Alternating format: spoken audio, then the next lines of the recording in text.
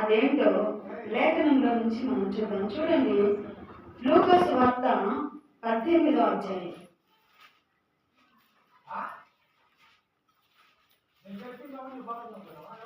లూకా సువార్త 18వ అధ్యాయము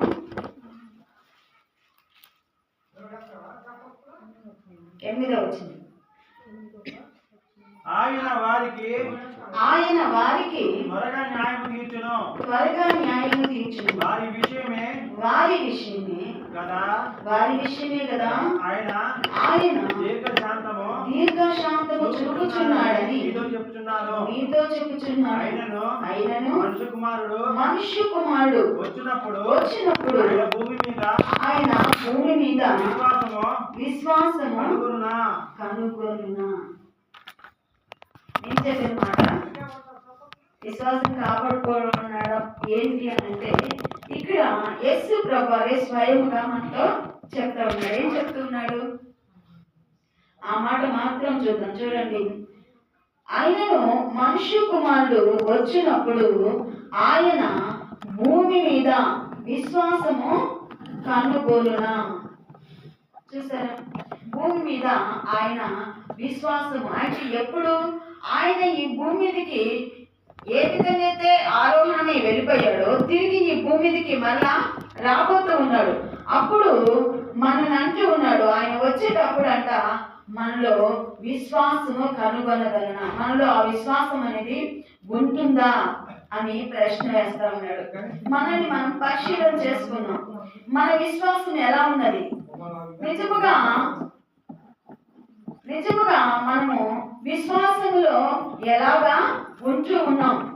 మనలో ఉన్నటువంటి విశ్వాసము, మనం అనుకుంటున్న విశ్వాసము నిజంగా అది విశ్వాసమేనా? అది నిజంగా దేవుడు వచ్చినప్పుడు ఆయన్ని కలుసుకోగలిగినటువంటి విధంగా ఈ విశ్వాసము ఉన్నదా అని మనల్ని మనమే పరిశీలన చేసుకున్నాం. అసలు విశ్వాసం అంటే ఏంటిది? ఆ విశ్వాసము నేను ఎందుకు చూడలేను అని అంటూ ఉన్నాడు. నేను చూడగలనా అంటే అది తక్కువైపోయింది అని అర్థం, అంతేనా కాదా? నేను ఆ సమయమున నేను వచ్చినప్పుడు ప్రతి ఒక్కరు విశ్వాసులే. ఎవరినంటున్నాడు? విశ్వాసుల్లోనే విశ్వాసం గురించి మాట్లాడుతూ ఉన్నాడు.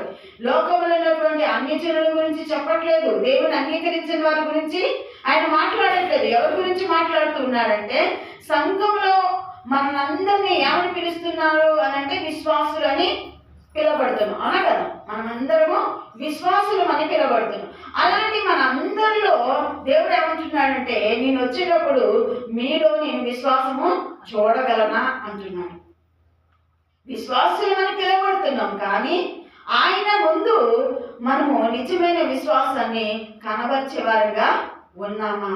ఆయన అంటున్నాడు, నేను చూడగలనా నీలో ఆ విశ్వాసం? నీలో ఉందా? నేను నా దగ్గరికి వచ్చే విశ్వాసం నిజంగా నా ఎదుటికి రావడమే కాదు, నాతో పాటు నిత్యత్వాన్ని పొందగలిగే విశ్వాసం నీలో ఉన్నదా అని దేవుడు ప్రశ్న వేస్తా ఉన్నాడు. ఆ విశ్వాసం గురించి మాట్లాడుతూ యోహాను సువార్త 20వ అధ్యాయం 29వ వచనంలో కూడా ఒక మాట ఉంది. చూడండి, యోహాను సువార్త 20వ అధ్యాయము 29వ వచనం. యేసు, నీవు నన్ను చూచి నమ్మితివి, చూడక నమ్మిన వారు ధన్యులని అతనితో చెప్పాను. చూసారా? యేసు ప్రభువుని వెంబడిస్తున్నటువంటి 12 మంది శిష్యులలో ఒక్క వ్యక్తి ఇస్కరియోతు యూదా యేసుని అప్పగించి ఆ మొదట్లోనే అతడు అవిశ్వాసిగా వెళ్ళిపోయాడు, దేవుని నుండి దూరమై పోయాడు. మిగిలినటువంటి ఆ 11 మందిలో ఒకడైనటువంటి తోమా గురించి మాట్లాడుతూ ఉన్నాడు. ఆ తోమా గురించి ఎందుకు ఆ మాట అంటూ ఉన్నాడు అని అంటే, తోమా లేనప్పుడు యేసు ప్రభు మిగిలిన శిష్యులని కలిస్తే వాళ్ళు మేము యేసు ప్రభుని చూసాము, యేసు ప్రభుతో మేము యేసు ప్రభుని గుర్తుపట్టాము, యేసు ప్రభు మా మధ్యలోకి వచ్చాడు, మాతో మాట్లాడాడు అనేసి వాళ్ళు చెప్పినప్పుడు ఈ తోమ ఏమంటూ ఉన్నాడంటే, నేను అట్లా నమ్మను, యేసు ప్రభు వచ్చిందంటే, యేసు ప్రభు వచ్చిందంటే నేను నమ్మను. నిజంగా ఆయన వస్తే నేను ఆయన చేతుల్లో గాయాలలో ఏలు పెట్టాలి, ఆయన ప్రక్కలో పొడబడ్డది కదా, అందులో కూడా నేను ఏలు పెట్టి చూస్తేనే నమ్ముతాను. చూసారా? మన విశ్వాసం అలాగే ఉందా? తోమ పరీక్షించి నేను చూస్తేనే నమ్ముతా అంటున్నాడు. అలాగా అంటున్నటువంటి ఆ తోమ దగ్గరికి వచ్చి యేసు ప్రభు అంటున్నాడు, తోమ నీ చెయ్యి చాపి చూడు, నా గాయాలు ముట్టుకొని చూడు, నీ చెయ్యి చాపి నా పక్కలో చేయి పెట్టి చూడు.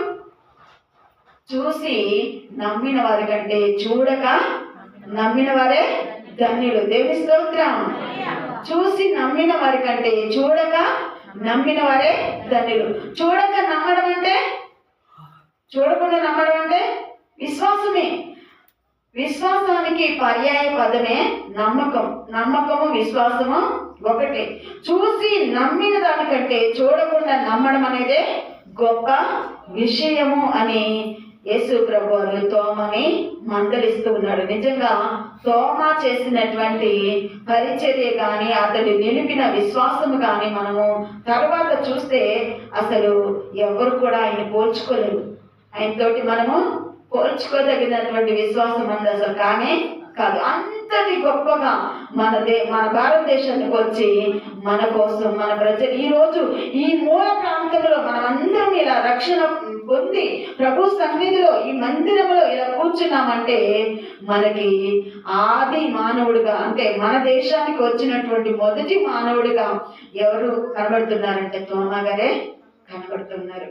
అటువంటి గొప్ప సేవకుడుగా, గొప్ప శిష్యుడిగా ఉన్నటువంటి తోమ మొదట ఆయన చూపించినటువంటి విశ్వాసం గురించి హెచ్చరిక చేస్తూ ఆ మాట ఎందుకు రాయించాడు అంటే మనమందరము కూడా అలా ఉండకుండా ఉండడం కోసం.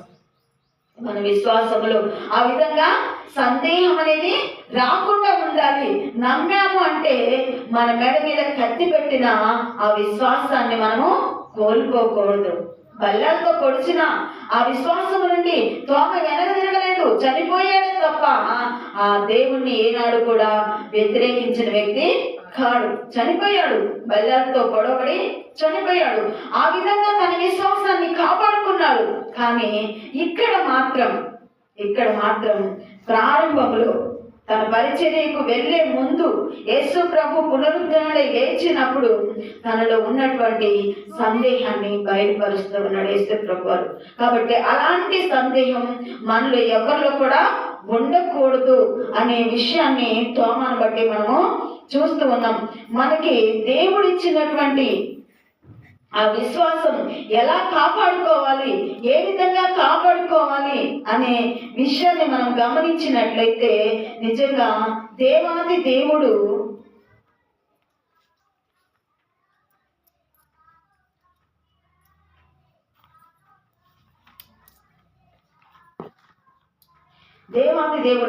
మనకిస్తున్నటువంటి విశ్వాసమే.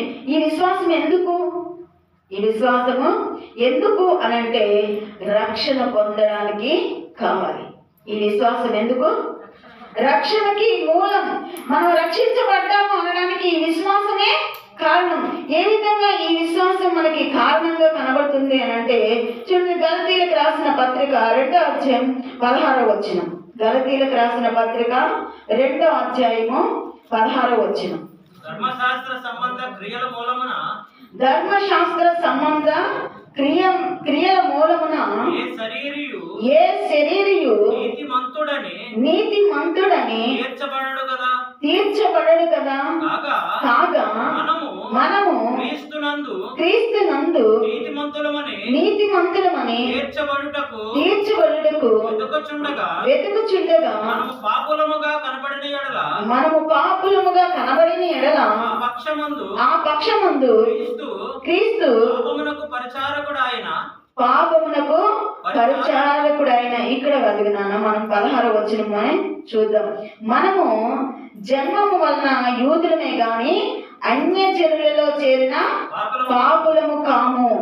మనుషుడు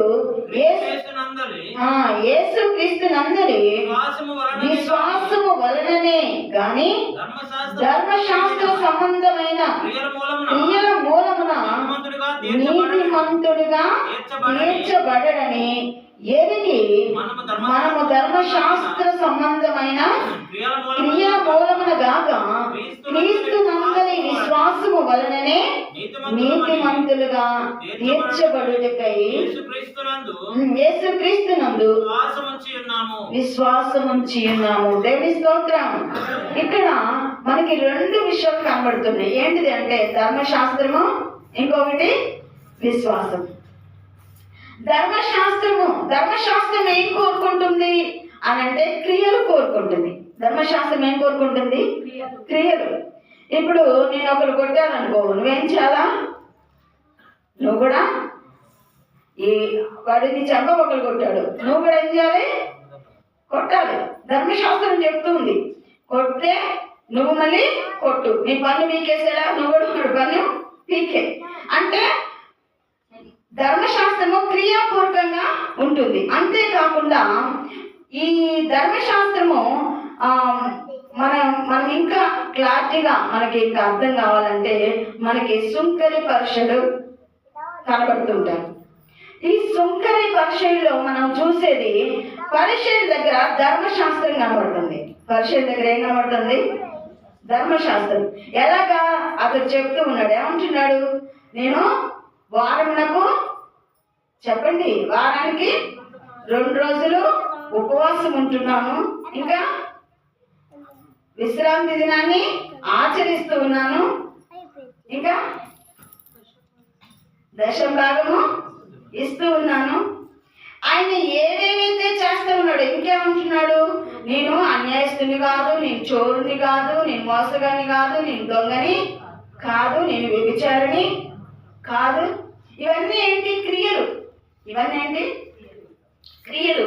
ఈ క్రియలన్నీ చూపించి ఏమంటూ ఉన్నాడంటే అందుకే నీకు కృతజ్ఞతాస్తుతులు చెల్లిస్తున్నా. ఇక్కడ అతనిలో మనకేం కనబడుతుంది? ఆ క్రియలు కలిగి ఉన్న ఆ వ్యక్తి చెప్తున్న మాట నిజమే కదా, అన కదా. ఆయన ఉన్నది చెప్తూ ఉన్నాడు, నేను వారానికి 2 రోజులు ఉపవాసం ఉంటున్నాను, ఇంకా నేను విశ్రాంతి దినాన్ని ఆచరిస్తున్నాను, సమయానికి వస్తున్నాను, ఆరాధన అంతా అయిపోయేంత వరకు నేను ఉంటున్నాను ఆయన చెప్తున్నాడు. కరెక్టే, తను చేస్తున్నదే చెప్తూ ఉన్నాడు. ఇంకేముంటున్నాడు? నేను వ్యభిచారం చేయట్లేదు, నేను దొంగతనం చేయట్లేదు, నేను చోరుని కాదు, నేను మోసగాన్ని కాదు, ఇంకా ఈ సుంకర్ లాంటి వాడిని కూడా కాదు అని తనలో ఏవైతే చేస్తూ ఉన్నాడు అవి చెప్తూ ఉన్నాడు. కానీ దేవుడు ఏం చెప్తున్నాడు? తనను తాను హెచ్చించుకునేవాడు తగ్గించబడును, తనను తాను తగ్గించుకునేవాడు హెచ్చింపబడు. ఇక్కడ మనం పరిచయంలో చూస్తుంటే ఆ ధర్మశాస్త్రము ఏదైతే చెప్తుందో క్రియాపూర్వకంగా ఆ క్రియలు చేసినప్పుడు ఆ వ్యక్తిలో ఏం కలుగుతా ఉంది? ఏం కలుగుతుంది? హెచ్చింపు వస్తా ఉంది. హెచ్చింపు, తను గొప్పవాడిని అని. ఇప్పుడు ఈ సుంకరి వంటి వాడిని కాదు అని అంటే అతని కంటే నేను బెటర్, అతని కంటే నేను మంచివాడిని అని తన క్రియలను బట్టి నేను గొప్పవాడిని అనేటువంటి భావన కలుగుతుంది. అందుకనే దేవుడు అలాంటి వాటిని ఆయన కోరుకోవట్లేదు. అలాంటి క్రియాపూర్వకమైనటువంటి ఏంటిది ఆ భక్తిని దేవుడు కోరుకోవట్లేదు. కానీ యాకోబు పత్రికలో మనకు కనబడతా ఉంటుంది. ఏమని కనబడతా ఉంటుంది అంటే, నువ్వు విశ్వాసం లేకుండా నీ క్రియలతో నువ్వు చూపించు, అలాగే నేను క్రియలు లేకుండా నా విశ్వాసాన్ని చూపిస్తా. విశ్వాసం లేకుండా క్రియలలో నువ్వు దేవుడి మీద ఏ విశ్వాసం ఉంచావో అది చూపించు. నేను విశ్వాసాన్ని క్రియలు లేకుండా నా విశ్వాసాన్ని చూపిస్తా అంటున్నాడు. ఇది కుదిరిద్దా? ఇది కరెక్టేనా? విశ్వాసం లేని క్రియ కుదరదు, క్రియ లేని విశ్వాసము కుదరదు. కాబట్టి విశ్వాసము క్రియ 2 కలిగి ఉంటేనే ఆ వ్యక్తి నిజమైనటువంటి వ్యక్తిగా. చూడండి, ఆ మాట మనం చూస్తే ఇంకా మీకు క్లారిటీగా అర్థమైంది. యాకోబు రాసినటువంటి పత్రిక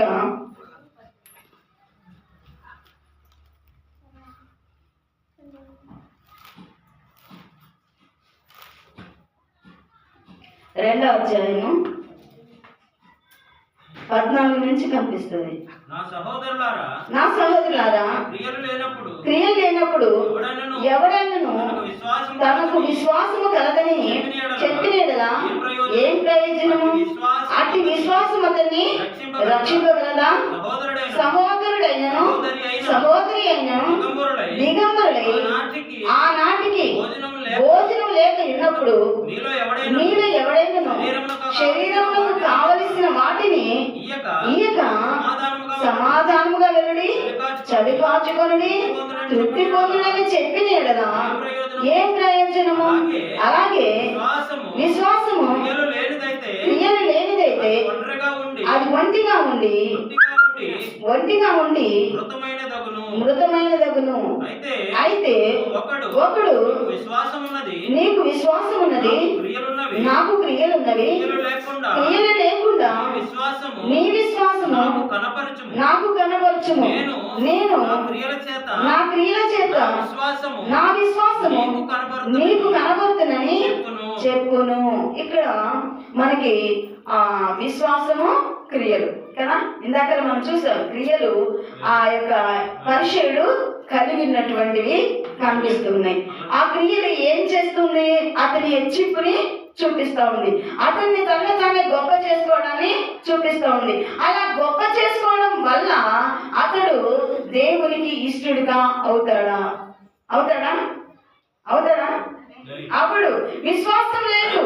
విశ్వాసానికి క్రియకి ఉన్నటువంటి వ్యత్యాసాన్ని మనం గమనించుదాం. విశ్వాసానికి క్రియకి ఏంటి అంటే ఇక్కడ చెప్తూ ఉన్నాడు, క్రియలు ఉన్నాయి కానీ దేవుని మీద విశ్వాసం అనేది లేదు. విశ్వాసం అనేది ఏంటిది? మనం అబ్రహామును చూస్తే దేవుడు అతనిని నమ్మాడు. దేవుడు ఏం చేశాడు? అబ్రహాముని నమ్మాడు. అంతేకాకుండా అబ్రహాం కూడా దేవుణ్ణి నమ్మాడు. కనుక ఆ నమ్మకాన్ని బట్టి ఏం జరిగింది? నీతిమంతుడు అని తీర్పు పొందాడు. అబ్రహాము దేవుడు నీకు పిల్లల్ని ఇస్తా అన్నాడు, ఇవ్వకపోయినా కానీ ఇవ్వలేదు. ఇంకా అప్పటికి కనీసం ఏది కూడా దానికి సంబంధించిన సూచనలు ఏమి కూడా జరగలేదు. కానీ అబ్రహాము దేవుణ్ణి నమ్మాడు. ఆ నమ్మకం దేవుడు చూసి ఏమంటున్నాడు? అబ్రహాముని నీతిమంతుడు అంటున్నాడు. అబ్రహాము దేవుడి మీద విశ్వాసం ఉంచాడు. ఆ విశ్వాసమే అతనికి నీతిమంతుడు అనే బిరుదుని పొందాడు. అంతేకాకుండా అబ్రహాము విశ్వాసులందరికీ తండ్రి. దేవుని స్తోత్రం. విశ్వాసులందరికీ అబ్రహాము తండ్రిగా మారాడు. అలా మారడానికి గల కారణం ఏంటి అనంటే దేవుని మీద ఆయన ఉంచిన విశ్వాసం. ఆ విశ్వాసాన్ని మనము చూసినట్లయితే ఆ విశ్వాసం ఎలా ఉంచాలి, ఏ విధంగా ఉంచాలి అని అంటే మనకి రోమా పత్రిక 10వ అధ్యాయము 9వ వచనంలో కనబడుతుంది. 10వ అధ్యాయం 9వ వచనం. అదేమనగా యేసు ప్రభువు. యేసుని ఏమనుకోవాలి? నా ప్రభువు. అక్కడ బాగా చేర్చండి. ఏమైంది? యేసు నా ప్రభువు అని నీ నోటితో ఒప్పుకొని దేవుడు మృతులలో నుండి ఆయనను లేపెనని నీ హృదయమందు విశ్వసించిన యెడల నీవు రక్షింపబడదు. విశ్వాసం అంటే ఏంటిదంట? క్రియలు కావాలా? దానికి క్రియలా? ఆ విశ్వాసం అనేది ఏంటిదంటే యేసు క్రీస్తు వారే. దేవుని స్తోత్రము. యేసు క్రీస్తు వారు ఆయన నా పాపాల కోసం ఏమయ్యాడు? చనిపోయాడు.